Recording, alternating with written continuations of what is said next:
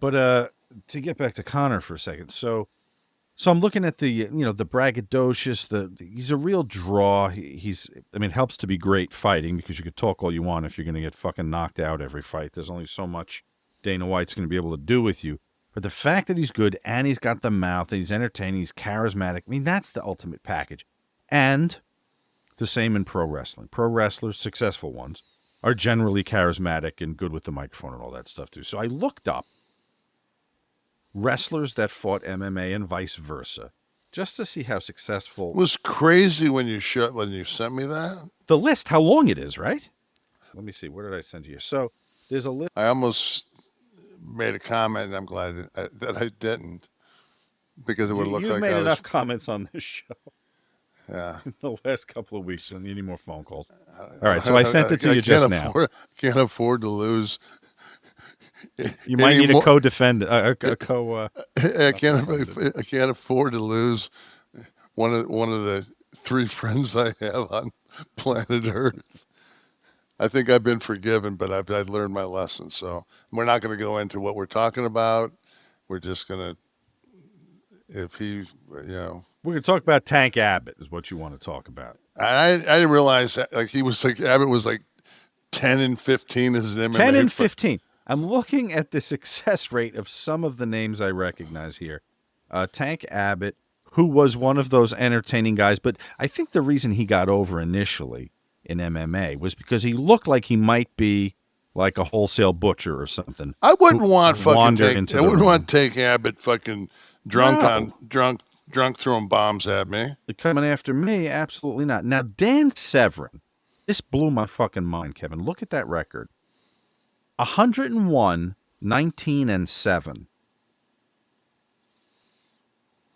How many fights a year do you have to be 101, 19, and 7?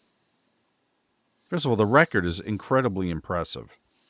You're fighting your ass off, that's for damn sure. And Dave Bautista's 1-0, by the way. I did know that. So on here, we go to Chris Catalfo. Yes. I think he's on here. Tim. Tim. Chris was his brother. So Tim Catalfo, if I'm not mistaken, 4-2.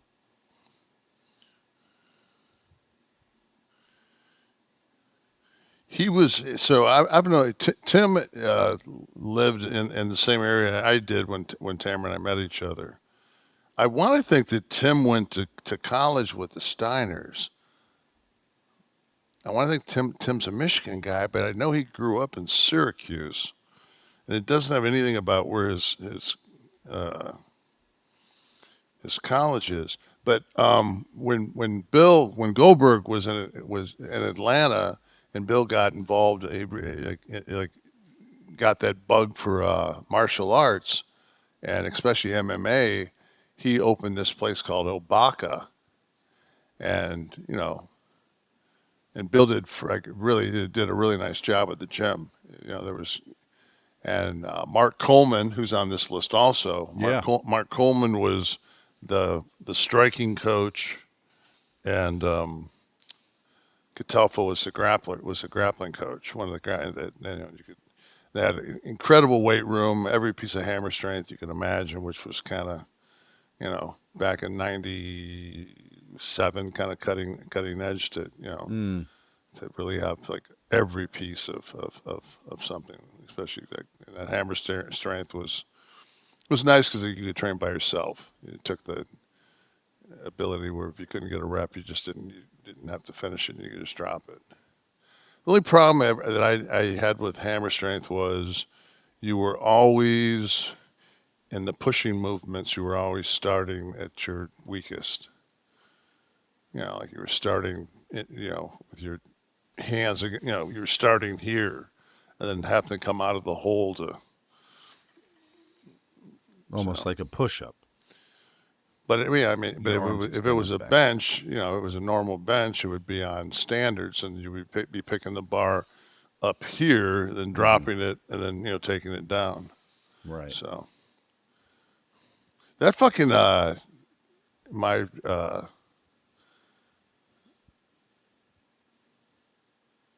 Appendix, my camera is like knees. Oh, I move and it fucking just it's looking for focus. It's trying to focus you. Yes, yeah. it's the different lighting. You're throwing it off today. I didn't know Bam Bam Bigelow had one I didn't know MMA that. fight. I Scott didn't know Bigelow. that. 0-1. Yeah, I heard he fought a 600-pound tuna.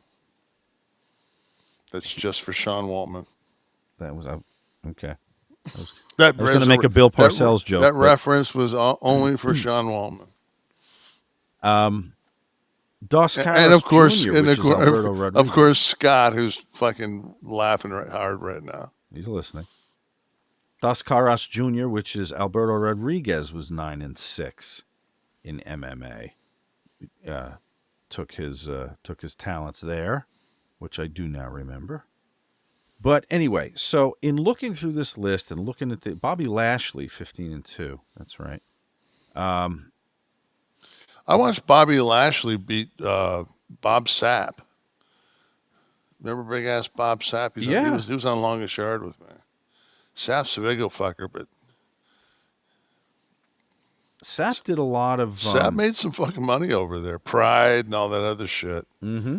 I remember one time I watched one of those Pride things, and they had like a Russian kickboxer and that big tall black kickboxer like a Baku, and then Sapp, and they had like a three-way, and Sapp got cut maybe, but he was pounding the fuck out of the Russian, but Sapp got cut, and they stopped the fight and gave it to the Russian dude, and then something happened. I think the Obaka guy got cut, or he cut the other guy. It was like a three-way round robin that everybody like put everybody over, but nobody did a clean finish. And it was like, and everybody kind of just like played through that and just moved to the next thing, and nobody got hurt. And I went, oh, so that's a fucking work. Mm-hmm. You know, like I just watched it. I'm just like, wow, that was, somebody getting you get you can tell in a work and a shoot when you get somebody in trouble.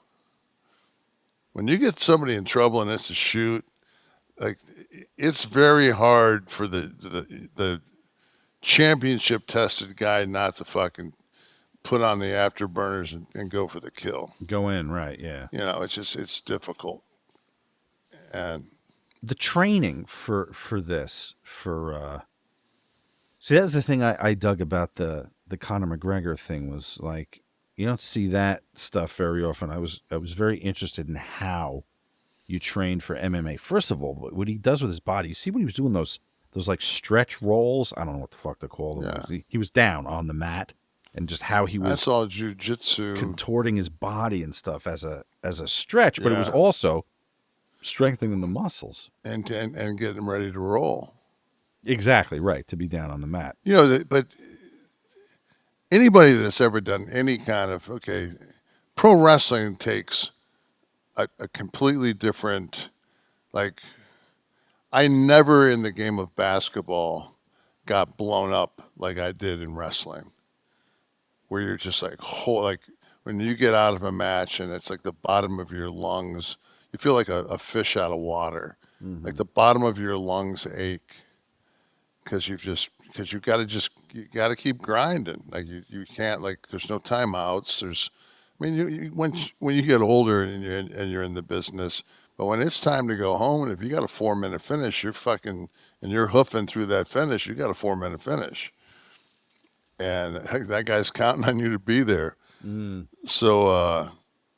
I can't even imagine with and anybody that wrestled at any time in high school, even if it was in gym class. I mean, fucking 90 seconds on a mat trying to get the other guy's shoulders on it. Ooh. And you add into that the ability for knees, submissions, and fists, and like They say there's nothing. I mean, remotely nothing that's comparable to MMA. Yeah. Oh, I bet. Yeah, there's just no way.